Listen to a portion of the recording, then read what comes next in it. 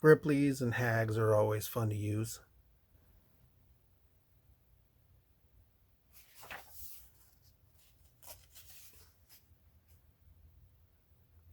Another classic monster with the harpy.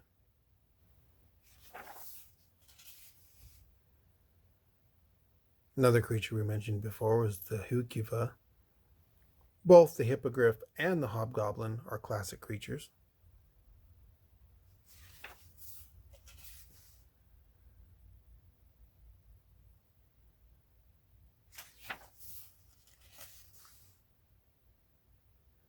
Of course, what would a D&D campaign be without horses? I think they're very integral and, of course, a basic part of any fantasy role-playing lore, especially in these kind of settings. And you have your humans, and I'll agree, they're boring. But hey, at least they're there and you can play one, right? Or at least encounter them. One thing I will say about the humans, though, is they are very versatile. Humans are probably one of the most versatile races in the game. Hydra is always a classic. Same with the Imp.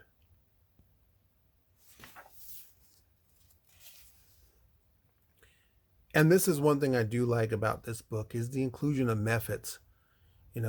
Being various elemental or quasi elemental based.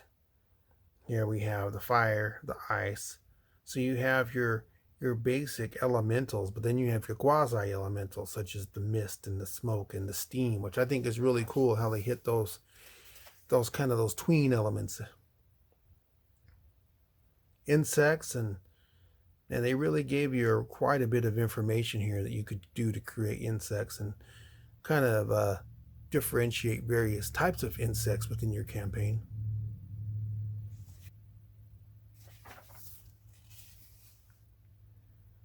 And I have to give props to the person who came up with this. They could have put an outline, they could have done something to indicate something was there, maybe a little bit of hatching, a little stippling, a little something to indicate something about the invisible stalker. But they just left the square blank. uh, Love it. All right, moving on with the next set of creatures as we move through.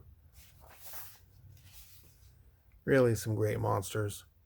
And for the most part, I think very well represented by the artwork, such as the Kobold here and the Kuo-toa.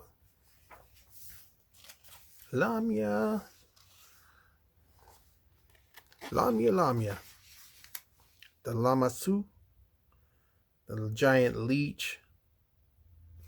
None of these creatures sound like they'd be fun to run into in real life. And some of us may know that have encountered leprechauns. They can be a real pain in the rear. And again, just so many great inclusions with this particular volume. And had a lot of fun with these, playing along in the second edition Dungeons and Dragons. I really liked using lizard men and the various different types of lizards within campaigns, different types of amphibious style creatures, such as the Lokotha. Of course, here we get now more into the, your archetypical Gothic style creatures with your Lycans. And here we see some different varieties versus the previous books. The sea wolf, the bat, the bear, the boar, which are classics. I really like how they kind of went that extra mile to include some very different styles of Lycans in this game. And of course, you have a whole huge thing here on various mammals. Herd mammals, and that's one thing I like about herds, using herds in campaigns, is while they're not particularly deadly by themselves, if your party runs into a stampede or a giant herd of these creatures and they're not prepared or don't make their rolls, they can find themselves in a lot of trouble very quickly and very unsuspectingly. Another very cool creature here with the man scorpion. I really like the design of this creature quite a bit. You know, and that's one thing I like about this book. Just classic after classic after classic. And I really like how the monsters are laid out in this book. Of course, most of us are very familiar with mimics. Mind flayers, of course, as well. Those of you who are used to using or have used psionic abilities in campaigns just know just how deadly that stuff can be when used appropriately.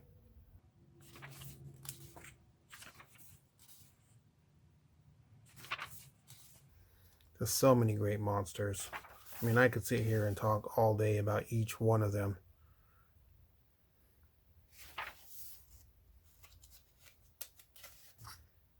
Here we are just in the M's, and there's so much I've said already, probably too much. Your various Nagas, Nightmares, which are classic.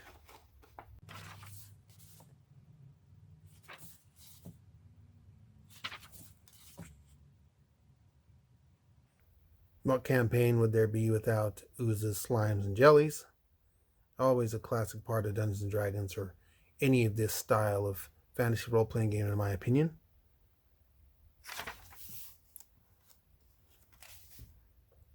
And here's one of my favorite art depictions of the gelatinous cube.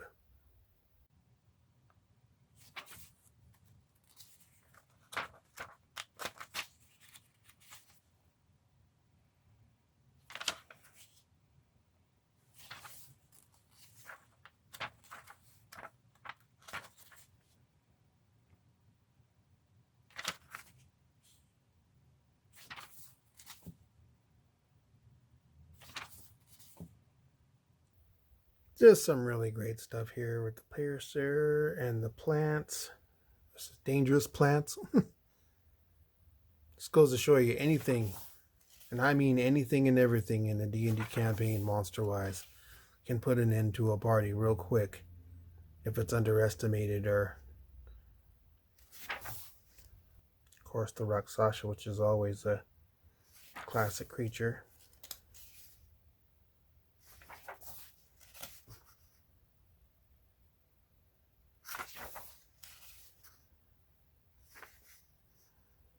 Two classic monsters back to back. We have the Roper and the Rust monster.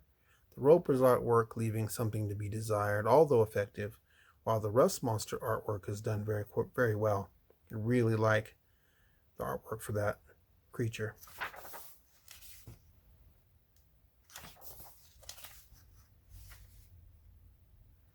I've always liked the artwork for the sea lion. I thought that was pretty cool.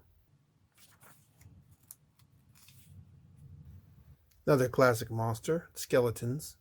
One of the first basic monsters, I think, to be used in Dungeons & Dragons campaigns even since the inception. And of course, you have your various types of skeletons. Your Slod, giant slugs, various snakes. All very, very basic, but very important creatures to many campaigns. Of course, sphinxes and their various trials and their various riddles and the perils that are created from said riddles and whatnot. Sprites, depending on what you run into, can be quite deadly, dangerous, and have their own set of problems they can pose. Giant squid. Monster we covered in one of the previous books is the Sturge. I think both of the previous books, or all three of them, not sure. I know we did cover the Sturge previously.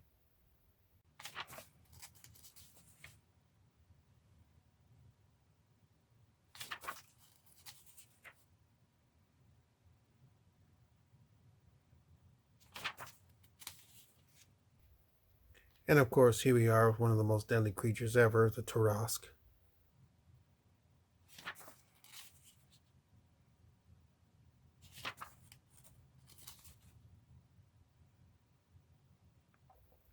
Both 3 Creens and Titans have been fun to use for me in previous campaigns.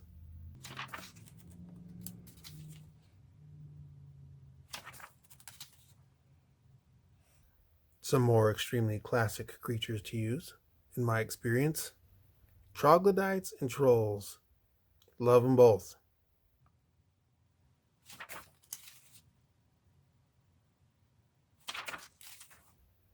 And of course, one of the all-time classics as well, the Umber Hulk. Of course, this time they put the regular Umber Hulk and the Vodyanai together in the same. So they put them as sub creatures under the Underhulk main banner. Vampire is always a classic.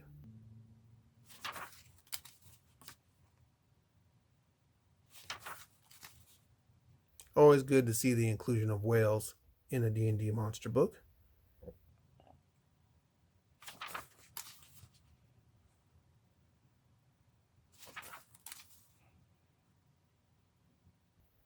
So here, instead of having the werewolf, we have the wolf were, which I think is that they're trying to do, and someone can correct me if I'm wrong in the comments, but I think your lichens are your humanoids that turn into a pure wolf form, while your lupines turn into like this half humanoid, half wolf form.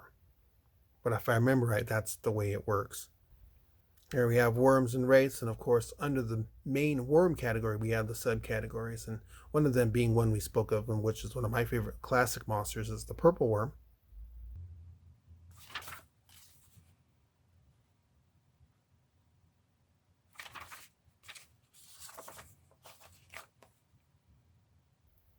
And again, just some great classic creatures that have been carried over, a lot of these, from book to book, from edition to edition, all maintaining their rightful place within each of these creature books as time goes on.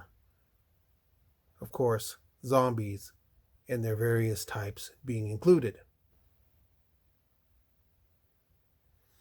Of course, here we have our appendix. We have,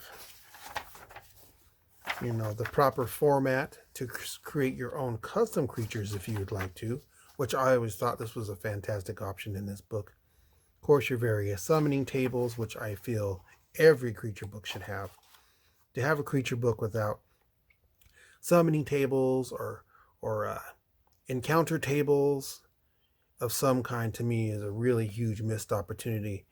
And it just works well also for the DMs or, the referees for the game to be able, according either terrain or level or various other circumstances, to be able to pull up monsters on a fly too, because sometimes we don't always have time to put together hours to put together campaigns in advance. I know most of us do, and a lot of us like to do that, but sometimes life and time just doesn't allow it. And of course, here we have the back of the book, Advanced Dungeons & Dragons 2nd Edition Monster Manual. Need a monster? Look inside, where more than 300 new pieces of full color art show what the monsters really look like. This book contains more than 600 monsters, including all the creatures from the Monsters Compendium, volumes 1 and 2. Now, I don't have those. Those were big binder books. I did have those at one point, but this is what I have now. In addition, there are monsters from other Monsters Compendium volumes, some creatures never seen in the 2nd edition AD&D game before. Entries have been reorganized, corrected, updated, and fully cross-referenced to make this the most valuable monster reference ever. Hope you've enjoyed this video. Again, let me know what your favorite creatures from this book are down in the comment section down below. Let me know what creatures were your favorite, your least favorite. How maybe you didn't play 2nd edition that much, or if you played it and didn't like it, or you did and you did. Let me know what your experiences were, and we'll have a fun discussion of it down below. Again, thank you so very much for watching. Hope you have a very wonderful day, and we'll catch you in the next video. Take care, everyone.